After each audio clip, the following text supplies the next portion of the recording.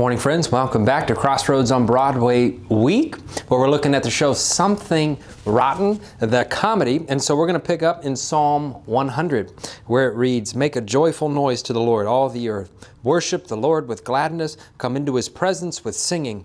Know that the Lord is God. It is he that has made us, and we are his. We are his people and the sheep of his pasture. Enter his gates with thanksgiving and his courts with praise. Give thanks to him. Bless his name, for the Lord is good. His steadfast love endures forever, and his faithfulness to all generations." Friends, the word of God for the people of God, and thanks be to God for it.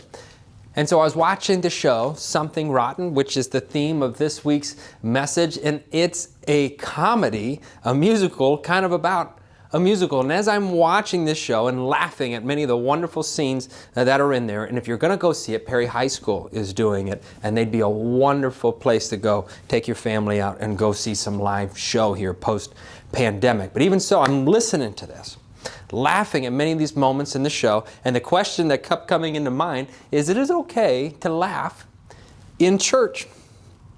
Because when I was a kid, back before the days when all the kids would go to kids' church during the church, and you had to sit in church the whole time with your sister and your family and go through endless games of tic-tac-toe or watch your dad fall asleep in church, right back in those days, we would sit there, and when the pastor would get to his prayer time, and friends, Reverend Griffith just seemed to have the longest prayer time. And he'd give a time of silence where you just sit here and hear the buzzing and try to find cracks in the walls, but I digress.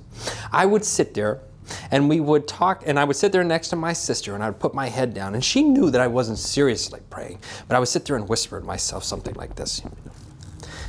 And she'd say, "What are you saying? I know you're not praying." And I'll say something like, "I'm telling Jesus what a butthead you've been this week." And Jamie will go, "Yeah, well, I'm telling Jesus that he told me that you're the biggest butthead he ever made." And I'll say, "Yeah, well, I'm telling Jesus about that time," until Mom breaks in and says, "Both of you, stop it. The problem was, while we were kids," this is probably only 5-6 years ago. I was 30 and she was 27. So we have not yet grown up. Even so, well, Mom was right in getting us to stop bickering, because our family always sits in the front row and we were disturbing the pastor and everybody else around us. Have you ever gotten the sense that you shouldn't laugh in church? I mean, after all, religion and everything is this deeply serious business, or at least we're told growing up. And it's true that when we come into church, we can look so solemn. But here I am watching the show, Something Rotten, laughing. And there's something about that with our religion and our church that sometimes these two things don't cross over. And maybe humor and those kinds of things not coming into the church, and we can look so sad and solemn. And instead of like Psalm 100, where it says we're supposed to come into the Lord's gates with thanksgiving and praise. And, oftentimes I think if the only thing Christians got right was making a joyful noise in that department, that we'd be doing a lot better as a church. But then again, I digress. It's probably not coincidental that our humor and the things that we think that are funny don't always cross over into our church life. One, it could be just how we're wired, our brains, how we were made. See, the analytical function in our brain requires that the left hemisphere of the brain become operative. See, but recent brain research points to the right hemisphere as the laugh center and source of humor in human life. One study discovered that patients who had experienced damage to the right side of their brain found nothing amusing in jokes that convulsed other people. Norwegian scientists found that when they placed electrodes on patients' heads and then made them laugh, the electrical activity in the right hemisphere of the brain differed from that in the left. The right hemisphere has been linked to emotion and affective functions and holistic processes. The left hemisphere, by contrast, is connected to rational functions and is more analytical, piecemeal, and is about processes. Another way, other than being perhaps how God made us, and sometimes these two functions don't always cross over, is that our religious predecessors kind of preached against it. Alfred North Whitehead's observation says that the total absence of humor in the Bible is one of the most singular things in all of literature. Because if you look, it never once says something like, Jesus laughed. It's not there. You can't find it. And he generalizes that philosophers and theologians have often been witless spectators of religion and who are incapable of appreciating the nature of humor itself. Because oftentimes theologians, when they're looking at the Bible, they're looking at it from a left brain, left hemisphere perspective. They're analyzing it, the words, they're breaking them down, and oftentimes miss those more human aspects of our Scripture. And we'll get to that in a moment. But our Puritan forefathers on the Protestant side were even more suspicious of humor. Life for them just wasn't funny. For example, Richard Baxter, who authored A Serious Call to the Unconverted and several hundred other items, never penned a light line. The archives of homiletics not only reveal that the Puritans did not joke when they preached, but they actively preached against joking.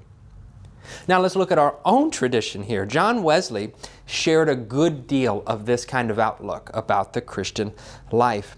Perhaps maybe even coming from that Puritan side of his heritage. See, classes at his Kingswood School met every day except Sunday. And he permitted, now hear this, he permitted no play for children at the school on the principle, and I quote, that he that plays as a child will play when he is a man. And see, well into the 19th century at least, Methodists generally were very serious lot. All you have to do is go up into our archives and look at the pictures of people in our church at Crossroads. Look at their faces, and you tell me if they look like a very happy bunch. See, the general rules first laid down by Wesley for the Methodist society served as a single guide in moral and religious matters. And among the things discouraged by the rules were, quote, such diversions as cannot be used in the name of the Lord Jesus. The difficulty historically has been with the application of that rule. From time to time, commentaries on the interpretations of the general rules have been published, together with directions on their applications. And in 1851, the Reverend Moses M. Henkel wrote a book bearing the primary platform of Methodism, an exposition of the general rules, which was published in the Southern Methodist Book of Concern in Louisville, Kentucky. He listed such activities as singing secular songs, reading novels, attendance in dramatic or comedic theaters or circuses, playing billiards, hunting, fishing, fouling of sport, dancing, or in all being a violation to the general rules of Methodism. So true to their heritage, modern descendants of the Puritans even altered the lines of the scripture that I just read to you this morning from Psalm 100, the old 100th, in the Geneva Psalter, from serve him with mirth, joyful happiness, to serve him with thanksgiving, as we read, his praise foretell, and they changed it to serve him with fear, praise foretell, in their translation. So it went from mirth to fear and reverence.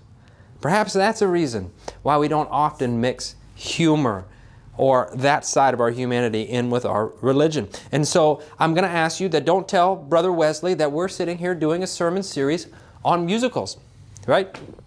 Don't tell John Wesley what we're doing. See, but the problem with that, the problem with separating our sense of humor as people with our religion is this, that humor is in God's nature. And two, Jesus was funny.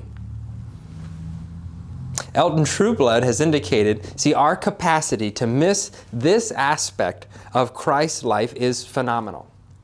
He continues, a misguided piety, how we see our religion, has made us fear the acceptance of his obvious wit and humor, and somehow be mildly blasphemous and sacrilegious. To think that anything that Jesus would do, to let our minds even think that Jesus was funny, it's strange that we would think that that's something we may be allowed to allow ourselves to think or feel. But the truth is, Jesus frequently uses puns, answers questions with questions of his own, and engages in a kind of offbeat, seemingly irrelevant and nonverbal behavior. More importantly, both the context and content of his remarks are such as to demand being read with raised eyebrows, dancing eyes, and some form of a smile. There's nothing worse than in church on Sunday that we should sit and look at our Bibles and we read these stories of life and of humor and of wit and of candor and all of these things, and we just read them dead plain, as if to inspect them and erase all humanity from them.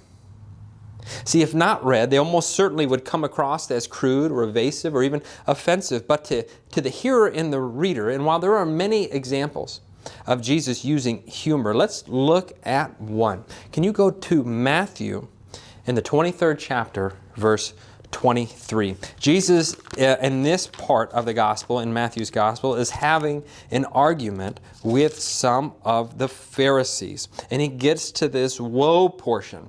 And he says, "Woe to you, scribes and Pharisees, hypocrites, for you tithe mint, dill, and cumin, and have neglected the weightier matters of the law, justice and mercy and faith. It is these that you ought to have practiced without neglecting the others. You blind guides, you strain out a gnat, but swallow a camel!" Exclamation point. Now look at Jesus' accusations here to the scribes and Pharisees. It says, "Woe to you, scribes and Pharisees, hypocrites, for you tithe mint, dill, cumin, and have neglected the weightier matters of the law, justice and mercy and faith. It is these you ought to have practiced without neglecting the others. You blind guide, you strain out the gnat, but swallow the camel." And here's what we don't get as English readers. The Aramaic word for gnat is gamla. Gamla. Just say that word. Gamla. And the word for camel is kalma. Gamla, kalma. It's a play on words. Step back and see what he just said. See how wordplay becomes this great put down to the Pharisees. Jesus describes the oh so important religious people as meticulously straining their soup in wine to eliminate any possible contamination. Swallowing a gnat would render them virtually unclean. But then he paints them happily, opening their mouths wide to swallow a whole camel. Now the size disparity is ludicrous, right? A pretty good joke if you're just going at the disparity of the size between a gnat and a camel. And we English readers can see that, but it's much worse in those days in the first century audience. See, the law, remember, Jesus speaks and declared experts of the law, clearly states in Deuteronomy 14 that the camel is an unclean animal. An observant Jew would never, ever consume a camel. And the very thought would make them shudder with horror, or perhaps even more realistically, they would laugh.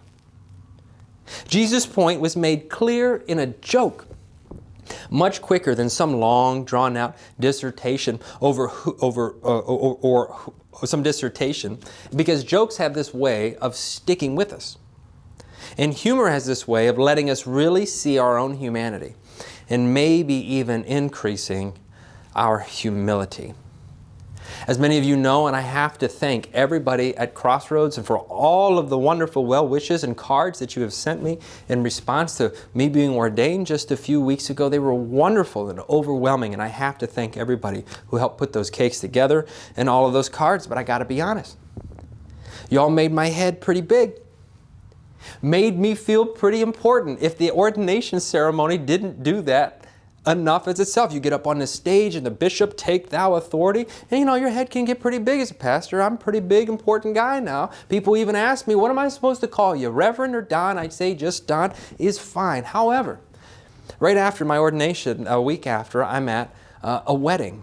And it's for friends of mine. So there's a lot of family friends there, friends I knew in high school. And it's almost like a little high school reunion. And, getting to go back and show off, well, I'm a ordained minister now. So, you get the robe out and the stole out and you get it up and you feel pretty good about yourself. It's a nice outdoor wedding up in Ackerman with the barn and everything else. And you can get to feeling pretty good about yourself. You do the wedding, you say the nice words. "Oh, thank you, Pastor, for your lovely words. And thank you so much. I don't know who could thank you for offering that up." And it wasn't until your head gets so big, you get all of these cards, and I'm finishing this wedding, and one of the kids comes over to me and says, "You look like Obi-Wan Kenobi." And to be like, "Oh, really? I look like a Jedi, and then another kid comes up and goes, you know he's supposed to wear that. He's a pastor. And then an argument ensued between these two 6-year-olds about the thing that I was wearing until another girl finally comes up, breaks the argument, pulls up my robe and says, I like your dress.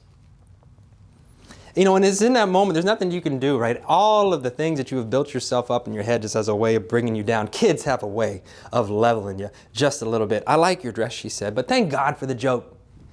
Thank God for the joke and being brought into that present moment.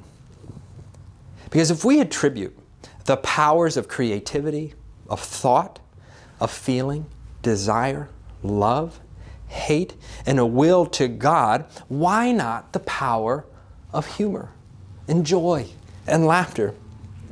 We speak of God and Jesus suffering, why not laughing? Several biblical passages speak of God giving or causing laughter in human life. Sarah's laugh of unbelief was replaced by her laughter of ecstasy following the birth of her promised son, Isaac. Laughter, as she exclaimed, God has made laughter for me. Everyone who hears will laugh over me, it reads in Genesis 21:6. The theology of Bildad the Suhite was not contrary to the biblical revelation when he told Job, behold, God will not reject a blameless man, nor take the hand of evildoers. He will yet fill your mouth with laughter and your lips with shouting. In one of the songs of ascent used to worship in the Old Testament, the people sang, when the Lord restored the fortunes of Zion, we are like those who dream. Then our mouths was filled with laughter and our tongue with shouts of joy. In His Beatitudes, our Lord promised, blessed are you who weep now, for you shall laugh, as it reads in Luke 6:21. It is because God has affirmed humor that laughter and humor are viewed positively in several biblical passages. The writer of Proverbs in particular seems to have reflected a good deal of positive aspects to humor and laughing. He tells us a glad heart makes a cheerful countenance in Proverbs 15:13, and that a cheerful heart has a continual feast in 15:15. And the therapeutic effect of humor was already recognized as evidenced by the statement that a cheerful heart is good medicine. Now, who agrees with that? Which leads me to one of my final points here. See, humor is an essential part of what it means to be human. Humor is not something foreign to the human, or humor is not something foreign to the human or a result of sin or the fall. Rather, it's an intrinsic to human nature and plays an important role in our minds, in our lives, in our psychological and spiritual health. As such, our humor sets us apart from the rest of creation equally as much as those rational capacities in our brain or our creative capacities. And perhaps you're sitting here thinking, say, Don, that's all fine and good, but I'm not funny. And neither is my husband, no matter what he says. My wife's saying the same thing. Aaron and I often have this debate about whether something's funny or not, but the truth is, I'm funny, right? There's this old joke about an inmate in prison. He walks into the dining room, sits down next to an older inmate, and he starts eating. Suddenly, someone jumps up and calls out, 122. And everyone in the room starts bursting out with laughter. And a few minutes later, someone else jumps up and says, 38. More laughter, everybody laughs. Another says 3, laughter again. Finally, the young inmate asks the older one, he says, what's going on here? And he says, the older fellow says, well, we've all been here so long, and we know each other so well, we also know each other's jokes. So rather than wasting the time just recounting the jokes, we assign each of the jokes a number. And all you have to do is shout out the number, and we recall the corresponding joke, and we all laugh. You try it. And he says, oh, no, I can't. I don't know any of the jokes. He says, it doesn't matter. Just stand up and say a number. Just pick a number between 1 and 500. So the man stands up, jumps up, and he says, 107. Silence, dead silence. No one laughs. Confused, he sits down next to his friend. What happened? He says, well, the older fellow looks back at him and says, some guys can tell a joke, some guys can't. See, but I understand the sentiment that says, Don, I'm not funny. Or, Don, I'm not in the mood to be funny or to laugh. Don, I'm really just going through something right now, and laughing seems like the last thing that I'm not capable of in this moment. A little while ago, there had been a lot going on in the church, and I had been way too busy for my own good. And you never get like that at work, where you come home and you're just a little bit too irritable. And even though everybody else is happy and laughing around you, you're in no mood. You snap at the kids or your wife, you say something maybe you don't mean. There was just a lot of people's pain in this week, whether it was homelessness, mental illness, a lot of stress going on. And as I sat at dinner the other night and the kids were just making too much noise, I kind of just wanted them to be quiet. And then right in the middle of everybody kind of talking, my 6-year-old asked me to open the jar of mayonnaise. And I was already eating. I just wanted to sit and eat. I didn't want to get the mayonnaise, so I angrily grabbed the jar of mayonnaise. I'm unhappy to do it. Get back. And of course he wanted the mayonnaise spread in a certain kind of way with a certain kind of knife. I'm already frustrated, and all of this is building up. I open up this mayonnaise jar, and for whatever reason, this thing was pressurized and it exploded right there. Mayonnaise all over my tie and my shirt, and I'm sitting there. And my oldest one looks at me like, oh shoot, Dad's going to be mad at this. And my 5-year-old, first one to break the silence with a sly grin, and she said, Dad, I wanted you to put that on my bread, not on your face. And in that instant, the distractions of a dark world faded to the background. And as we all sat there and laughed at my misfortune, the present moment came clearly into focus, and it was joy and laughter. Gave way to gratitude for my family. And I was much better off and thankful for the well-timed joke, even at my own expense. See, when we find a way to smile, when we find a way to laugh at our often tragic human existence, it can be an act of resistance. See, by laughing at the imprisonment of the human spirit, humor implies that this imprisonment is not the final word and there's something to be overcome. It is an affirmation of freedom, a claim to transcendence, and an indication that no situation or system is able ultimately to contain the human spirit. We can laugh. Humor is a mechanism of disengagement and a means of objectifying a painful life and situations. It is more than being frivolous. It may also become a means of struggling against hopelessness and despair. Oftentimes, in both of my deployments to Afghanistan, some of the hardest times we had, the only thing that we can do is sit around in a circle and make each other laugh. Sometimes these jokes even reveal a deep-seated truth. I'm sitting around a table with pastor friends of mine after we were in this ordination process, and we had these classes, and we all went to dinner afterwards. We're down in Columbus, so we don't have our families, so we're just sitting there talking, complaining about work, just like everybody else does. And a lot of the complaints among some of my black pastor friends who pastor all-white churches started to turn to, well, they weren't sure how to address this issue of systematic racism with their congregations, until one of my very good friends looks at me and said, I need to look more like Don here. And I kind of was taken aback. And, what do you mean look more like Don in my tie and my shirt that I always have tucked in? I've always dressed like this, right? I need to look more like Don here. Because he goes, Don, you look like the guy that people feel comfortable saying something racist around you. I just need to know what my people think.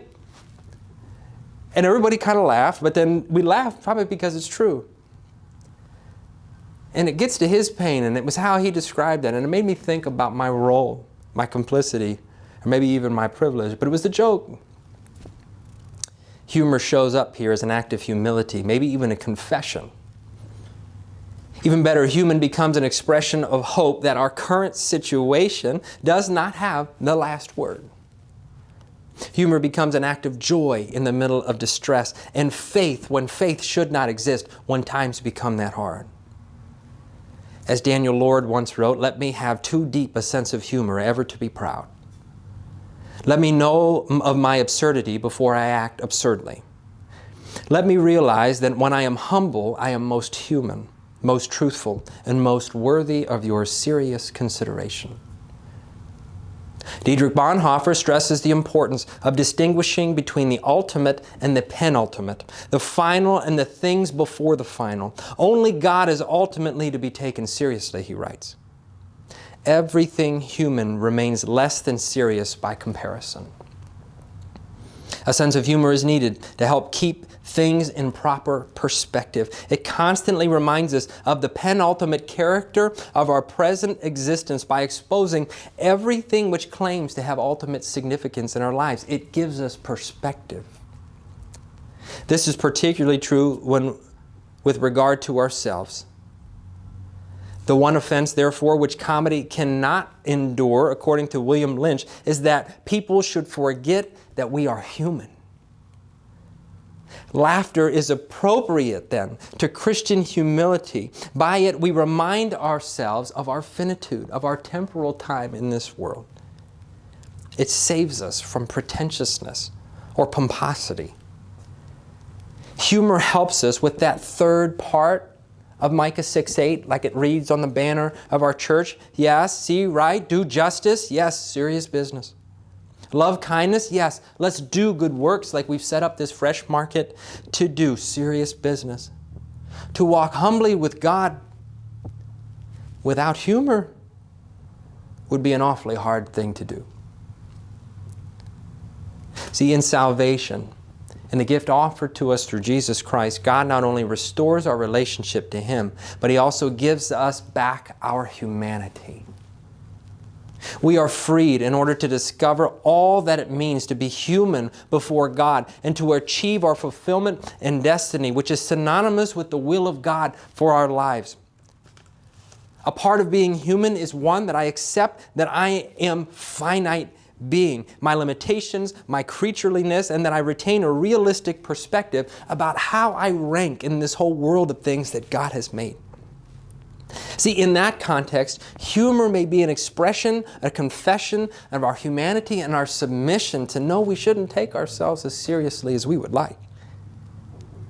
It frees us from the tension of pretensions when we come in the church and feel nervous about kids making noise or you making noise or doing something that you shouldn't do, of letting that pretension fall aside. Alan Watts speaks in the same vein when he says that humor is nothing other than perfect self-awareness. It is the delighted recognition of one's own absurdity and loving cynicism with respect to one's own pretension. See, in the spirit of this message, I'd like to leave you with a final joke. I've had a lot of conversations lately, and we even had one in our men's prayer group about the debate and struggle going on in the United Methodist Church about human sexuality and tensions either at annual conference or when you get around these discussions. These tensions can kind of build up, especially among pastors who come armed with their biblical arguments as to who's going to come out on top in these cases. And I had a pastor friend of mine, we were having a discussion about this once, that he was just worried for my salvation because I believed what I did about the inclusion of LGBTQ persons in our church. He was worried about whether or not I would obtain that eternal freedom up there with God, and it reminded me of this joke. And I'd like to change a couple in order to fit this scenario. It reminded me of this joke that says, okay, there's a Wesleyan pastor and a UMC pastor.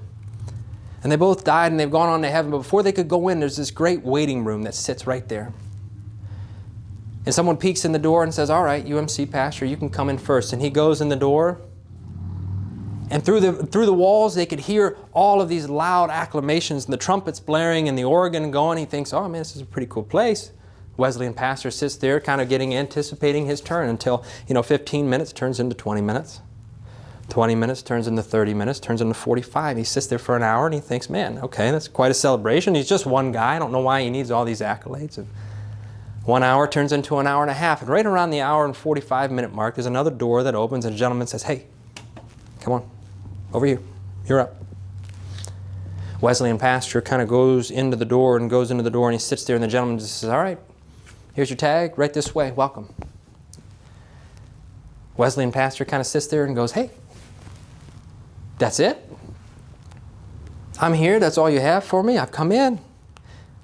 I heard the other guy, he went in, he had the organ, he said, no, I didn't know what more you wanted, come on in. The truth is, see, you Wesleyan pastors, you guys are come up here every day, but we haven't had a UMC pastor in the last 100 years, so we made a big deal out of him.